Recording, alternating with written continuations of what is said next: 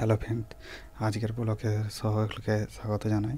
আজকে আমরা এসেছি কালার করতে, কেননা এতদিন কাজ করেছি, আজকে কালার করতেই হবে, কিছু করার নেই। কাজ শেষের দিকেই এসে গেছে, কেননা আমাদেরকে এরপরে বাড়ি যেতে হবে, ওই কারণে আজকে কালার করতে এসেছি।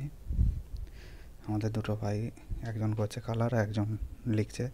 আমাদের যিনি লিখবেন উনি বলছে আমি মুখ দেখাবো না। ঠিক আছে, বাদ দাও, মুখ দেখাতে হবে না, পরে আমি দেখে নেব, সেটা কোনো ব্যাপার না।